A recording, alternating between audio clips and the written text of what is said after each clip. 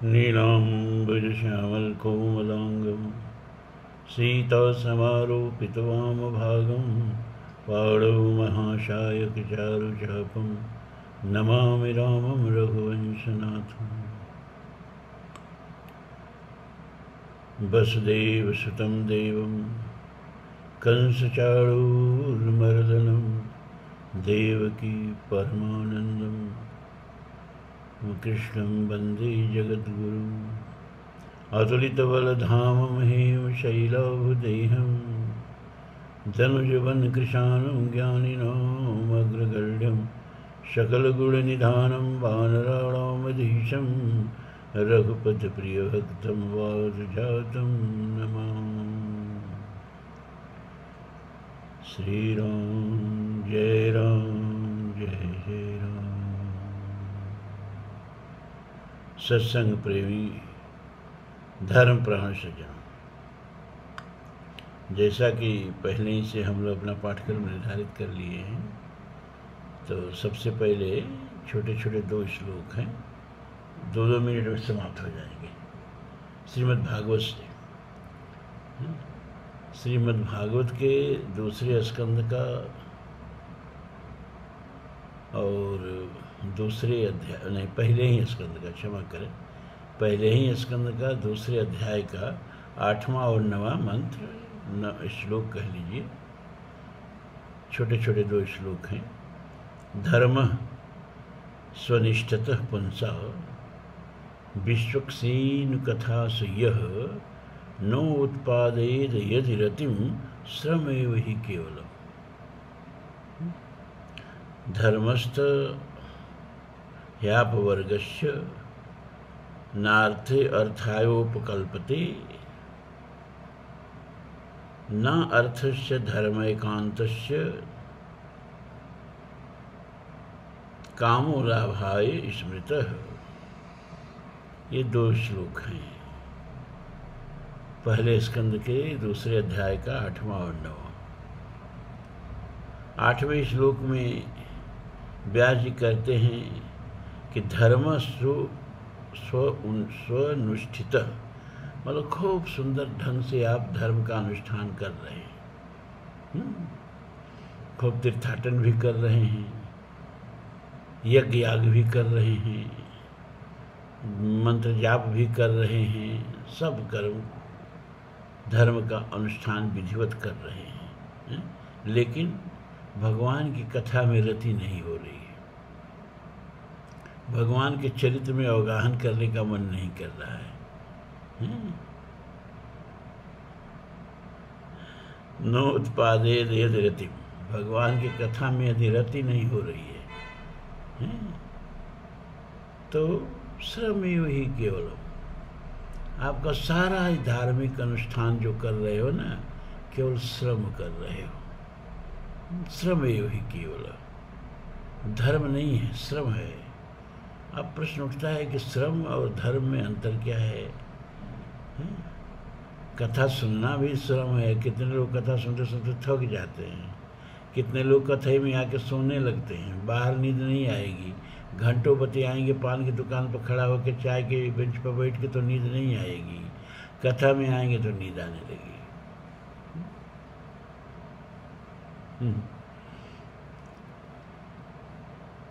तो इसीलिए कहा ना कि राम कथा जिस सुनत अघाही, रस विशेष तिन जाना नाही। कथा सुनने का तरीका क्या है? देखिए, कोई ज़रूरी नहीं है कि बढ़िया मंच लगा हो, माइक लगा हो, चारों तरफ बल्ब जगमगा रहे हों, सामने ठसाठस श्रोताओं की भीड़ हो, तो कथा हो। कोई जरूरी नहीं है। सबसे सुंदर कथा मानस में कहाँ हुई है? जब हनुमान जी अशोक वाटिका में कह रहे हैं। वो कथा कैसे हो रही है? वक्ता जो है तर पल्लव मह रहा लुकाई, पेड़ में लुका करके, झुक करके, छिप करके सामने वक्ता नहीं है, और श्रोता नीचे बैठ करके कथा सुन रहा है। रामचंद्र गुण बर नहीं लागा, सुनत ही सीता कर दुख भागा। लेकिन हम लोग कथा सुनते हैं, दुख नहीं भागता है। कथा सुनते ही इतनी दुख में सीता जी हैं, उससे बड़ा दुख की कल्पना आप नहीं कर सकते हो। जब कोई दूसरा व्यक्ति हो, रावण जैसा दुर्दांत व्यक्ति अपने अधिकार में बैठा दिया हो लिया के, लेकिन वो ऐसी कथा हुई कि कथा सुनते ही सब दुख भग गया सीता जी का। रामचंद्र गुण बर नहीं लागा, सुनते ही सीता कर दुख भागा। अब वक्ता दिखाई नहीं दे रहा है, सीता को कहना पड़ा कि श्रवण अमृत जही कथा सुनाई। अरे भैया, इतना सुंदर अमृत कानों में उड़ेल रहे हो तो प्रकट क्यों नहीं हो रहे हो?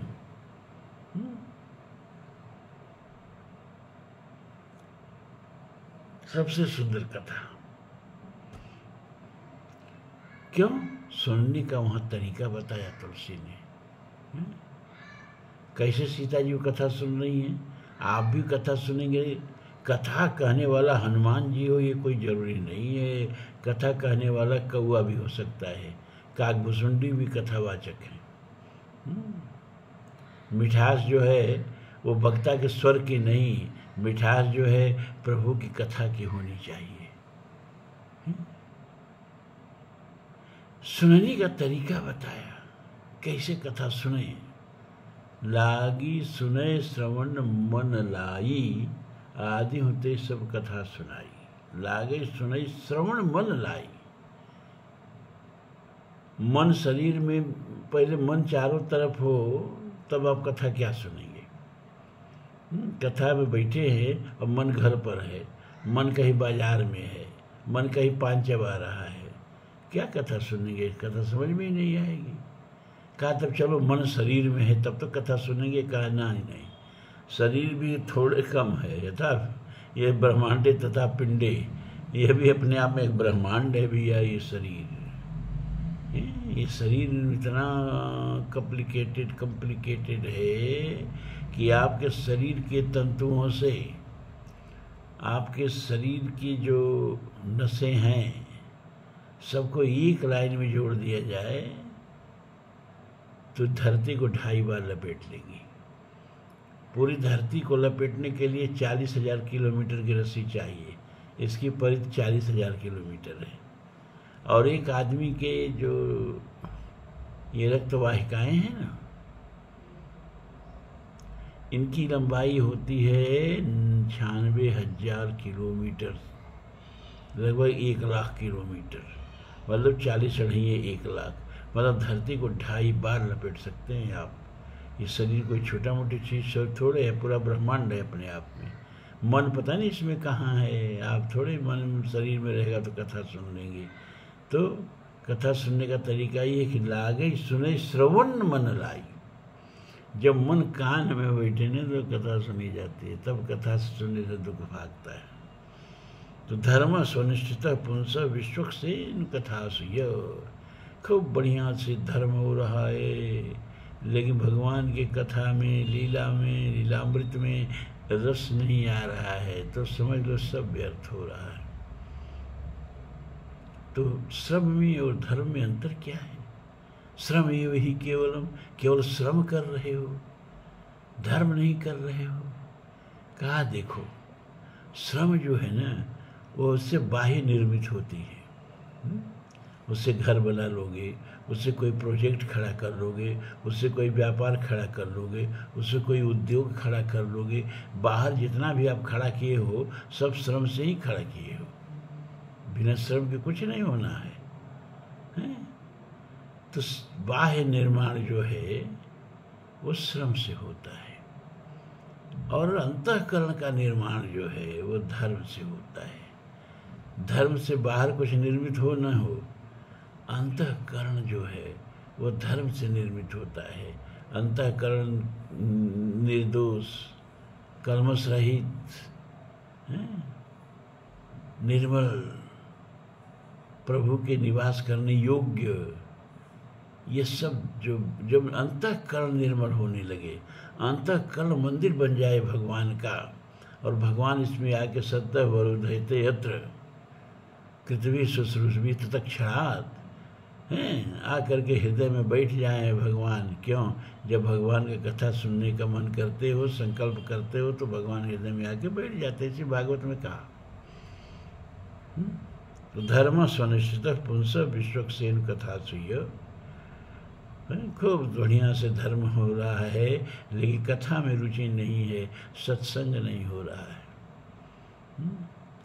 तो गत कीरत मत भूत भलाई, जो जहि जतन जहाँ जब पाई, सो सत्संगत कीर उपाऊ लोकहु वेद, सो सत्संगत कीर प्रभाऊ अलोकहु वेदन आन उपाऊ। ठीक है, उपनिषद है, गीता है, इसमें जीवन के मूल्य बताए गए हैं। ठीक है ना? जीवन के मूल्य मतलब क्या? मतलब आपको रत्न दे दिया गया है, आभूषण नहीं दिया गया है। तो कोई रत्न गो के सोने के सब आते हैं ना, क्या उसको बोलते हैं, बिस्कुट बोलते हैं, सोने का बिस्कुट एकदम शुद्ध होता है, 24 कैरेट का होता है। गहना तो 22 कैरेट में बनता है, कोई कोई 18 कैरेट में बनता है, और बिस्कुट शुद्ध 24 कैरेट का होता है सोने का। लेकिन किसी को बिस्कुट गोह करके पहन के चलते हुए देखा है आपने? हैं?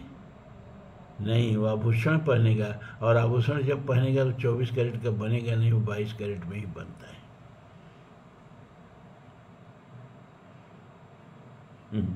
तो गीता में वो ब्रह्म विद्या जो हम सुनाते हैं, उपनिषद वगैरह, इसमें तो आपको बिस्कुट सोने का मूल्य दे दिया गया है, मूल्य। लेकिन वो मूल्य जब जीवन में उतरता है तो जीवन कैसा आभूषण बन जाता है, जीवन कैसा बन जाता है। जब निष्काम कर्म जीवन में उतरता है, मैं मन आधस्व मैं बुद्धि निवेश, जब परमात्मा ही में मन सौंप दिया जाता है, परमात्मा को बुद्धि सौंप दी जाती है, तो व्यक्ति कैसा बन जाता है, इसको बिना भरत को देखे समझ में आएगा आपको?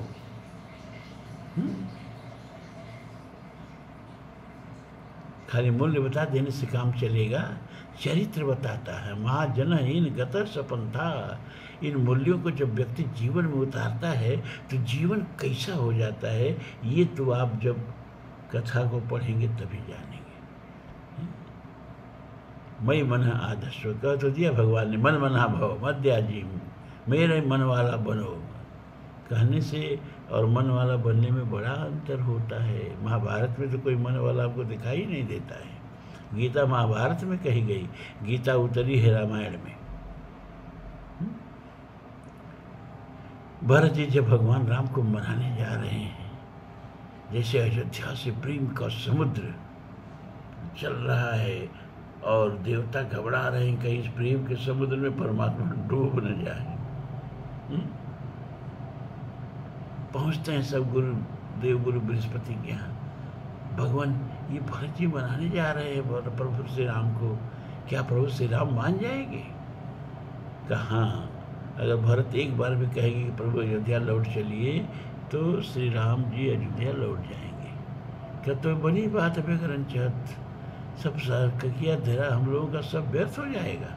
उन्होंने कहा लेकिन चिंता मत करो, क्या भरत कहेंगे नहीं प्रभु से कि अयोध्या लौट चलिए। क्यों?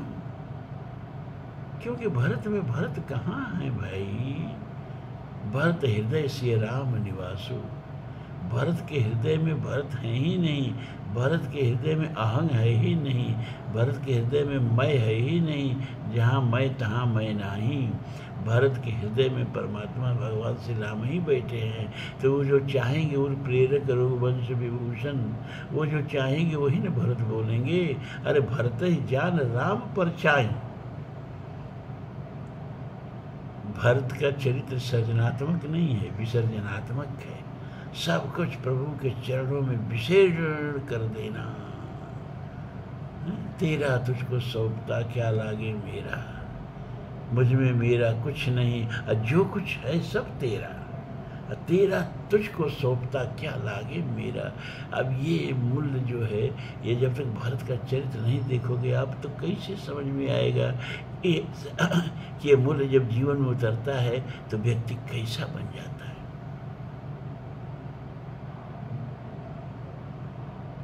दूसरा है धर्मस्थ ह्यापवर्गस्य नार्थो अर्थोपकल्पते नार्थस्य धर्मैकान्तस्य कामो लाभाय हि स्मृतः। धर्मस्य ही अपवर्गस्य, धर्म ही माने निश्चय अपवर्ग के लिए है। धर्म का परिणति जो है धन नहीं है, धन की परिणति धर्म में है। धर्म धन के लिए नहीं है, धन धर्म के लिए है और धर्म अपवर्ग के लिए है, अर्थ उत्पन्न करने के लिए नहीं है। धर्म कर रहे हो, मन में कामना है कि खूब दुकान में बढ़ोतरी हो जाए, खूब बढ़िया सब कुछ हो जाए, ये सब श्रम करो, ये सब श्रम का परिणाम है, धर्म का परिणाम नहीं है। अगर धर्म इस आकांक्षा से किया जाता है, संसार वृद्धि की आकांक्षा से किया जाता है, धन की वृद्धि की आकांक्षा से धर्म किया जाता है, और जैसा पंडित लोग सब अनुष्ठान बता देते हैं, ये करिए लक्ष्मी प्रसन्न हो जाएगी, वो सब धर्म वर्ग नहीं है भैया, माफ करिए। धर्म अपवर्ग के लिए है। अपवर्ग, वर्ग माने जानते हैं ना, क्लास। जैसे वकीलों का एक वर्ग होता है, अध्यापकों का एक वर्ग होता है, किसी भी जात के अध्यापक हो, अध्यापकों का एक वर्ग होगा। जब अध्यापकों की हड़ताल होगी ना, तो उसमें ही नहीं देखेगा कि किसकी जात के अध्यापक हड़ताल कर रहे, नहीं, वहाँ जाति खत्म हो जाती है, वहाँ एक वर्ग खड़ा हो जाता है, सारे अध्यापक। वकील अगर हड़ताल करते हैं तो वहाँ जाति नहीं कि किस जात के वकील हड़ताल में, नहीं, जाति खत्म, एक वर्ग खड़ा हो जाता है। वकीलों का हड़ताल, अध्यापकों का हड़ताल, अरे बस के कंडक्टरों का हड़ताल, ये सब नहीं सुने हैं आप, मजदूरों का हड़ताल, ये वर्ग। अपवर्ग माने जहाँ वर्ग हो ही नहीं, राम प्रताप विषमता खोई, जहाँ समानता हो। क्यों? क्योंकि वर्ग भौतिकता में है, आत्मा में और आध्यात्मिकता में वर्ग नहीं चलता है। आध्यात्मिकता में तो निज प्रभुमय देख ही जगत के हिसन करई विरोध। यस्मिन् सर्वाण भूतानि आत्मैव भूत विजानत, आत्मैव अभूत, सब आत्मा में ही मेरे हैं, सब मेरे आत्मा में ही है। वासुदेव सर्वमिथ्य, सब परमात्मा ही है। स्वर्ग नरक अपवर्ग समाना, अजहुत देख धरे धनुबाना। इस तरह की मानसिक अवस्था जब आ जाए तो उसको अपवर्ग कहते हैं। अपवर्ग मतलब ये समझिएगा कि पृथ्वी की तरह कोई लोक है, वहाँ धर्म करने वाले जाते हैं, यही अपवर्ग है। अभी अब अपवर्ग में हो सकते हैं आप, अगर आपके मन में समानता है। और अपवर्ग का एक मतलब और होता है कि न अस्ति पवर्गो यत्र, जहाँ पवर्ग न हो वह अपवर्ग है। और कर दीजिए, अधन पवर्ग अपवर्ग, अधन पवर्ग अपवर्ग। तो जहाँ पवर्ग न हो वहाँ उसको अपवर्ग कहते हैं। पवर्ग क्या है? अन्य जैसे क वर्ग में आएगा क, ख, ग, घ, अंगिया, 5 शब्द। च वर्ग में आएगा च, छ, ज, झ, इया। ट वर्ग में आएगा ट, ठ, ड, ढ, और त वर्ग में त, थ, द, ध, न आएगा। उसी तरह से प वर्ग में आएगा प, फ, ब, भ, म। ये 5 आएंगे प वर्ग में, ये 5 आएंगे ना। तो जहाँ प का मतलब न पाप हो न पुण्य हो। अब कर्म आप करेंगे तो पाप और पुण्य तो होगा ही। कैसी कोई तरीका है कि कर्म भी करें और पाप पुण्य न हो? बिल्कुल, गीता में यही तो बताया, हत्वापि ईमान लोकानि न हन्तिम न निबध्यते। ये कला गीता में बताई गई कि सारे विश्व के लोगों को मार के एक आदमी के मारने का पाप नहीं लगेगा। ये कला बताई गई गीता में, क्या कि कर्मण्येवाधिकारस्ते मा फलेषु कदाचन। कर्म करो, फल की इच्छा मत करो, फल परमात्मा को दे दो। तो जैसे बीज को 1 किलो बीज धरती में बोते हो तो 4 कुंटल काटते हो।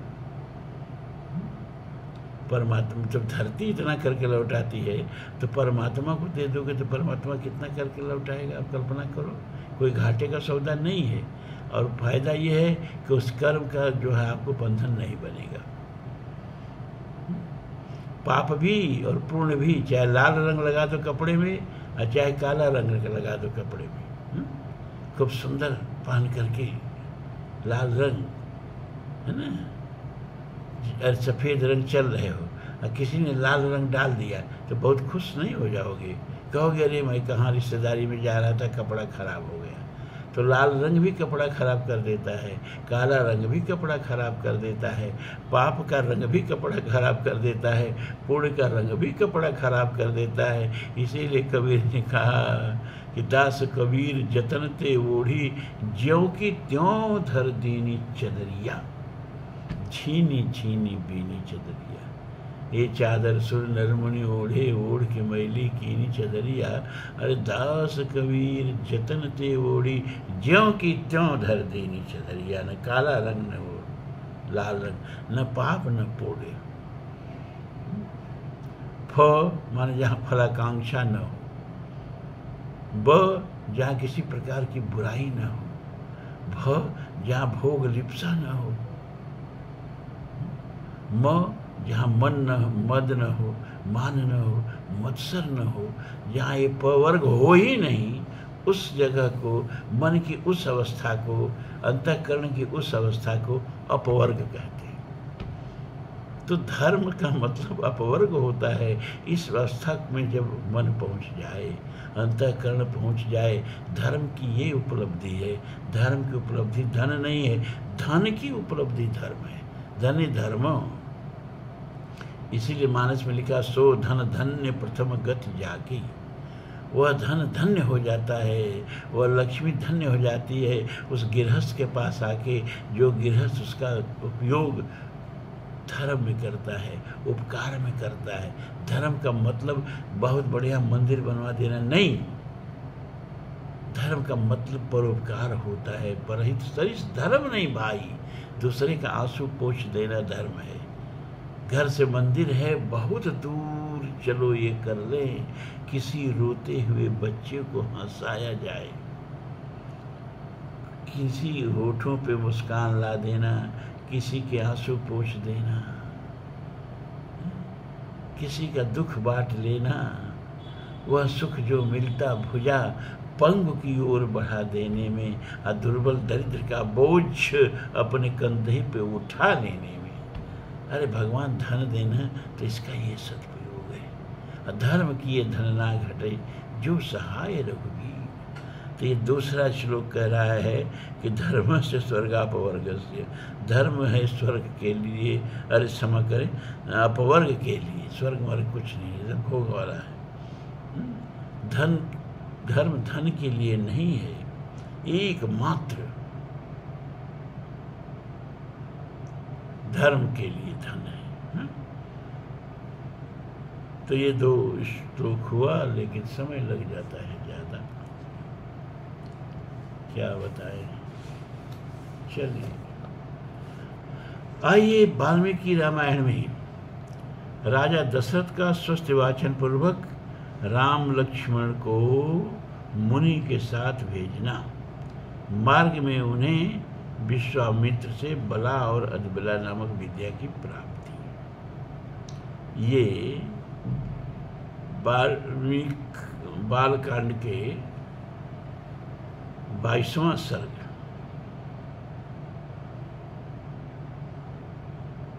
चल रहा है। तथा वशिष्ठे ब्रुवति राजा दशरथ स्वयं, प्रहृष्टवदनो राम माजुहाव स लक्ष्मणं, कृतस्वतैनं मात्रा पित्रा दशरथेन च, पुरोधसा वशिष्ठेन मंगलरैभिमंत्रितम्। वशिष्ठ के ऐसा कहने पर राजा दशरथ का मुख प्रसन्नता से खिल उठा। उन्होंने स्वयं ही लक्ष्मण सहित श्री राम को अपने पास बुलाया। फिर माता कौशल्या, पिता दशरथ और पुरोहित वशिष्ठ ने स्वस्ति वाचन करने के पश्चात उनका यात्रा संबंधी मंगल कार्य संपन्न किया। श्री राम को मंगल सूचक मंत्रों से अभिमंत्रित किया गया। सपुत्रम मूर्धन्युपाघ्नाय राजा दशरथस्तदा ददौ कुशिकपुत्राय सुप्रीतेनांतरात्मना। तदनंतर राजा दशरथ ने पुत्र का मस्तक सूंघकर अत्यंत प्रसन्न चित्त से उसको विश्वामित्र को सौंप दिया। ततो वायु सुख स्पर्शो नीरजस्को तथा विश्वामित्र गतम रामम दृष्ट्वा राजीव लोचनम पुष्पवृष्टिर्महस्त्यासीद देवदुन्दुभिन् सुनैः शङ्खदुन्दुभिर्निर्घोषः प्रयाते तु महात्मनि। उस समय धूल रहित सुखदायिनी वायु चलने लगी। कमल नयन श्री राम को विश्वामित्र जी के साथ जाते देख देवताओं ने आकाश से वहाँ फूलों की बड़ी भारी वर्षा की। देवदुन्दुभियाँ बजने लगी। महात्मा श्री राम की यात्रा के समय शंखों और नगाड़ों की ध्वनि होने लगी। विश्वामित्रो यथा अग्रे ततो रामो महायशाः काकपक्षधरो धन्वी तम च सौमित्रिन्वगात। आगे आगे विश्वामित्र, उनके पीछे काक पक्षधारी महायशस्वी श्री राम। भगवान राम को देखो बार बार मोरपंख धारण किए हुए कार्य कृष्ण नहीं मोरपंख धारण करते। ये मोरपंख क्यों धारण किया जाता है बात तो नहीं बताएंगे, कथा इसी में खत्म हो जाएगी, कभी बताएंगे। तथा उनके पीछे सुमित्रा कुमार लक्ष्मण जा रहे थे। कलापिनो धनुष्पाणी शोभायनो दिशो दश विश्वामित्रं महात्मनः त्रिशीर्षाविव पन्नगौ। उन दोनों भाइयों ने पीठ पर तरकस बांध रखे थे।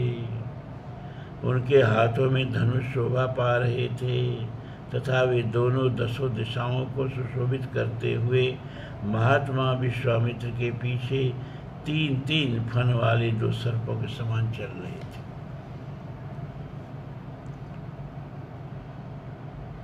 एक और कंधे पर धनुष, तीन फन क्या बता रहे हैं कि एक और कंधे पर धनुष, दूसरी तरफ पीठ पर तोड़ीर और बीच में मस्तक, तीन फन हो गया ना। इन्हीं तीनों फन वाले उपमा दी गई है। अनुजगमतुरछुद्रौ पिता महिमावश्विनौ अनुयातो श्रियादीप्तो शोभयन्तावनिन्दितो। उनका स्वभाव उच्च एवं उदार था। अपनी अनुपम कांति से प्रकाशित होने वाले वे दोनों अनिंद सुंदर राजकुमार सब और शोभा का प्रसार करते हुए विश्वामित्र के पीछे उसी तरह से जा रहे थे जैसे ब्रह्मा जी के पीछे दोनों अश्विनी कुमार चलते।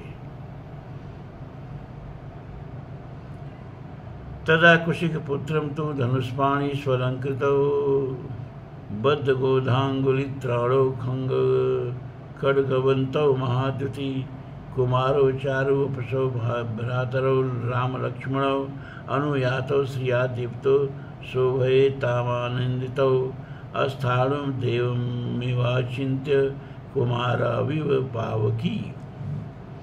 वे दोनों भाई कुमार श्री राम और लक्ष्मण वस्त्र और आभूषणों से अच्छी तरह अलंकृत थे। उनके हाथों में धनुष थे। उन्होंने अपने हाथों की अंगुलियों में गोहटी के चमड़े के बने हुए दस्ताने पहन रखे थे। उनके कट प्रदेश में तलवारें लटक रही थीं। उनके श्रीअंग बड़े मनोहर थे। वे महातेजस्वी श्रेष्ठ वीर अद्भुत कांति से उद्भासित हो सब और अपनी शोभा फैलाते हुए कुशिक पुत्र विश्वामित्र का अनुसरण कर रहे थे। उस समय वे दोनों वीर अचिंत्य शक्तिशाली अस्थाणुदेव के पीछे चलने वाले दो अग्नि कुमार स्कंद और विशाख की भांति शोभा पाते थे।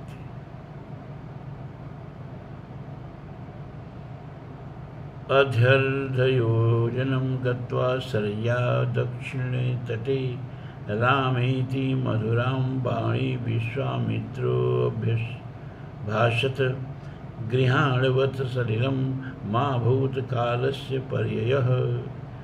अयोध्या से 1.5 योजन दूर जाकर सरयू के दक्षिण तट पर विश्वामित्र ने मधुर वाणी में श्री राम को संबोधित किया और कहा, वत्स श्री राम, अब सरयू के जल से आचमन करो, इस आवश्यक कार्य में विलंब न हो। मंत्रकामं गृहाणं त्वं बलामतिबलां तथा न श्रमो न ज्वरो वा तेन रूपस्य विपर्ययः। बला और बला नाम से प्रसिद्ध इस मंत्र समुदाय को ग्रहण करो, इसके प्रभाव से तुम्हें कभी श्रम का अनुभव नहीं होगा, ज्वर नहीं होगा, तुम्हारे रूप में किसी प्रकार का विकार या उलटफेर नहीं होने पाएगा। न च सुप्तम प्रमत्तम वाधर्षयिष्यन्ति नैरिता न बाह्यो सदृशो वीर्ये पृथ्वी व्यामस्ति कश्चन।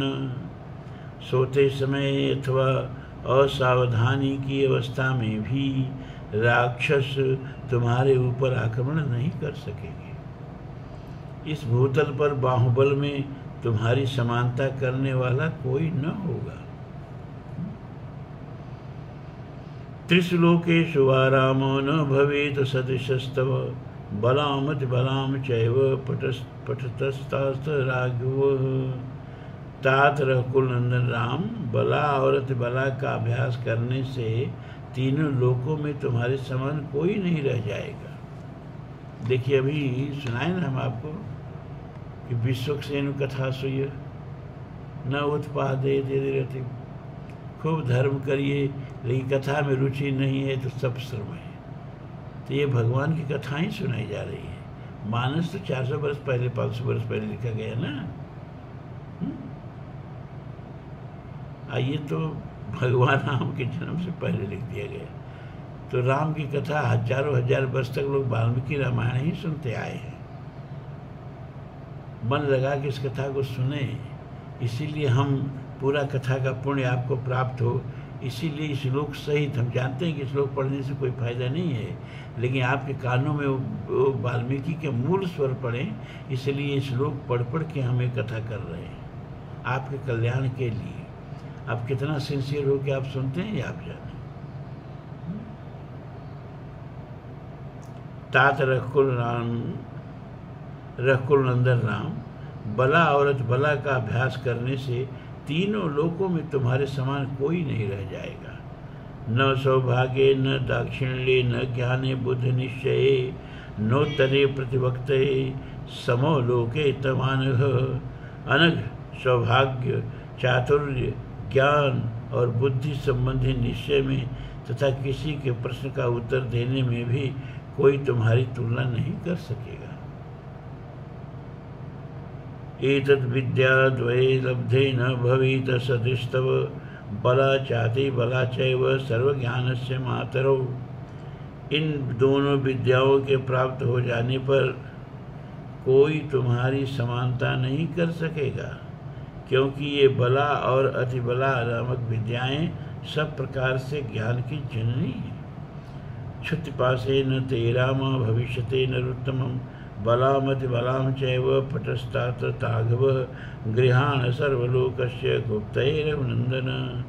नरश्रेष्ठ श्री राम, तात रघुनंदन, बला और अतिबला का अभ्यास कर लेने पर तुम्हें भूख प्यास का भी कष्ट नहीं होगा। अतः रघुकुल को आनंदित करने वाले राम, तुम संपूर्ण जगत की रक्षा के लिए इन दोनों विद्याओं को ग्रहण करो। विद्वादयमधीयानि यशश्चास्थ भवेद् भुवि पितामह सुतेः ते विद्ये तेजः समन्विते। इन दोनों विद्याओं का अध्ययन कर लेने पर इस भूतल पर तुम्हारे यश का विस्तार होगा। ये दोनों विद्याएं ब्रह्मा जी की तेजस्विनी पुत्रियां हैं। प्रदातुम तव काकुत्थ सदृशम तव ही पार्थिव कामं बहुगुणाः सर्वे त्वयि ते नात्र संशय तपसा संभृते चैते बहुरूपे भविष्यतः। काकुस्थ नंदन, मैंने इन दोनों को तुम्हें देने का विचार किया है। राजकुमार, तुम ही इनके योग्य पात्र हो। यद्यपि तुम में इस विद्या को प्राप्त करने योग्य बहुत से गुण हैं अथवा सभी उत्तम गुण विद्यमान हैं, इसमें संशय नहीं है, तथापि मैंने तपोबल से इनका अर्जन किया है, अतः मेरी तपस्या से परिपूर्ण होकर ये तुम्हारे लिए बहुरूपणी होगी, अनेक प्रकार के फल प्रदान करेंगी। ततो रामं जलम स्पृष्ट्वा प्रहिष्ट वदनः शुचि प्रतिजग्राह ते विद्ये महर्षिर्भावितात्मनः। तब श्री राम आचमन करके पवित्र हो गए, उनका मुख प्रसन्नता से खिल उठा। उन्होंने उन शुद्ध अंतःकरण वाले महर्षि से वो दोनों विद्याएं ग्रहण की। विद्या समुदितो राम सुषवे भीम विक्रम सहस्रश्मिर्भर्गवान शूरदीव दिवाकर। विद्या से संपन्न होकर भयंकर पराक्रमी श्री राम सहस्रों किरणों से युक्त शरतकालीन भगवान सूर्य के समान शोभा पाने लगे। गुरु कार्याणि सर्वाणि नियुज्य कुशकात्मजे उषुस्ताम रजनी तत्र सरय्याम ससुखम त्रयः। तत्पश्चात श्री राम ने विश्वामित्र जी की सारी गुरुजनोचित सेवाएं करके हर्ष का अनुभव किया। फिर वे तीनों वहाँ सरयू के तट पर रात में सुखपूर्वक रहे। दशरथ नृप सुनु सप्तमाभ्याम तृणसैने अनुचिते तदोषिताभ्याम कुशिक सुतवचो अनुलालिताभ्याम सुखमिव सविभव विभावरी च। विभावरी बड़ा सुंदर शब्द है। विभावरी माने रात। प्रसाद जी ने इसका प्रयोग किया ना, बीती विभावरी जागरी विभावरी। राजा दशरथ के वे दोनों श्रेष्ठ राजकुमार उस समय वहाँ तृण की शैया पर जो उनके योग्य नहीं थी सोए थे। महर्षि विश्वामित्र अपनी वाणी द्वारा उन दोनों के प्रति लाड़ प्यार प्रकट कर रहे थे। इससे उन्हें वह रात बड़ी सुखमय प्रतीत हुई। इतिहास से श्रीमद् रामायणे वाल्मीकि आदिकाव्य बालकांडे 12वां सर्ग समाप्त हुआ। अब देखिए यहाँ एक चीज हमको तो खटक रही है। दोनों साथ चल रहे हैं मुनि के, राम और लक्ष्मण, लेकिन विद्या जो उन्होंने केवल राम जी को दिया, लक्ष्मण को भी दे दी थी तो क्या बुरा हो जाता। लक्ष्मण का कम समर्पण है या लक्ष्मण को कम काम करना है? सारी राक्षसों की सेना को तो लक्ष्मण जी ने मारा ना। लेकिन ये पहले के गुरु में ये बात थी कि वो समता का व्यवहार नहीं करते थे। जैसे द्रोणाचार्य भी नहीं किए, खाली अर्जुन को विशेष मानते थे, उसी तरह से यहाँ केवल राम से कह रहे हैं कि आचमन करो और विद्या ग्रहण करो, और लक्ष्मण को भी साथ में दे दिए होते तो क्या बिगड़ जाता। ये बात मुझे खटक रही है। हम रहते वाल्मीकि जी कह लेते अरे विश्वामित्र से कि प्रभु ये न्याय उचित नहीं है, शिष्यों में भेदभाव उचित नहीं है। जब दोनों समर्पित होकर आपके पीछे पीछे चल रहे हैं तो एक को ही ये विद्या क्यों दे रहे हैं आप?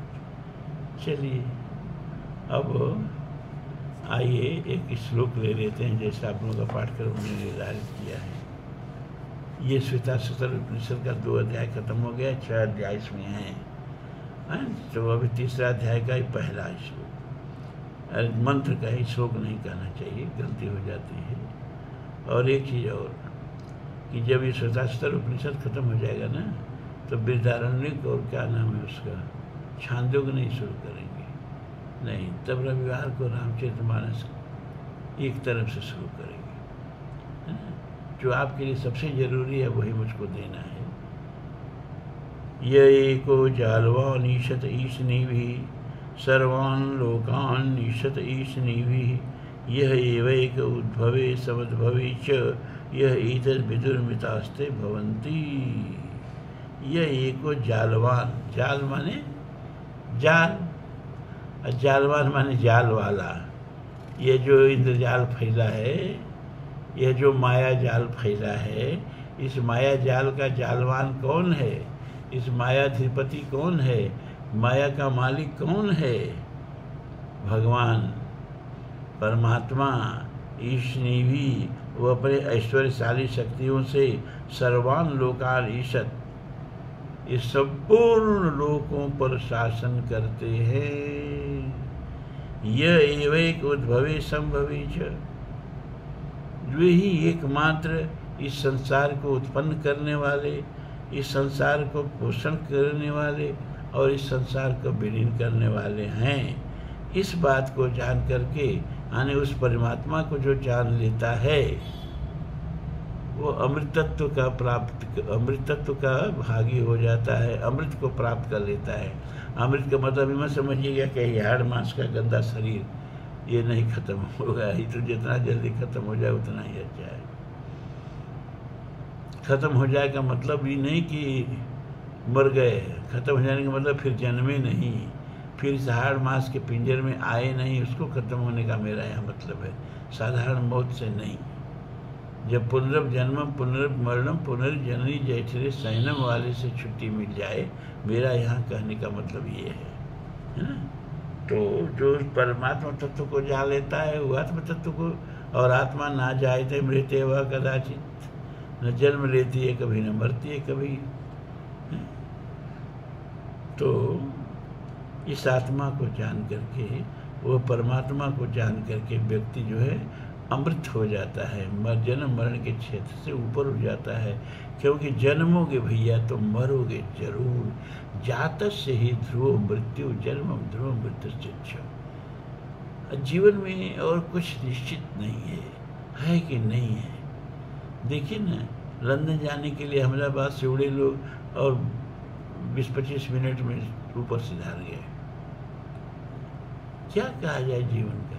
और बेचारे हॉस्टल के MBBS के छात्र जो उनके लंच टाइम था और अपने वो बैठ कर के भोजन कर रहे थे हॉस्टल के वो हाल में, उसी पर जहाज जाके गिर पड़ा 2 लाख किलो का, और सब उसमें दब के 57 लोग 56 लोग मर गए, 4 उसमें रेजिडेंट डॉक्टर भी मर गए, सब MBBS के छात्र थे मर गए। तो घर में बैठ के भी हम सुरक्षित नहीं हैं। तो शरीर नहीं, इस शरीर के गिरने से पहले अगर आत्म तत्व को जान लिया, चेत सगत बोधुम प्राग शरीरस्य विश्रस कठोपनिषद, और इस शरीर के बिखरने से पहले अगर परमात्मा तत्व को जान लिया, समझ लो बहुत कल्याण हो गया। ये चेदिया वेदी सत्यमस्ती न चेदिया वेदी महती विनष्टि भूतेषु भूतेषु विचित्र धीरा प्रेता तस्मात् लोकात् मृता भवन्ति। ओम पूर्णमदः पूर्णमिदं पूर्णात् पूर्णमुदच्यते पूर्णस्य पूर्णमादाय पूर्णमेवावशिष्यते। सर्वे भवन्तु सुखिनः, सर्वे सन्तु निरामयाः, सर्वे भद्राणि पश्यन्तु, मा कश्चित् दुःखभाग् भवेत्। अस्तु मा सद्गमय, तमसो मा ज्योतिर्गमय, मृत्योर्मा अमृतं गमय। ओम शांति शांति शांति ओम।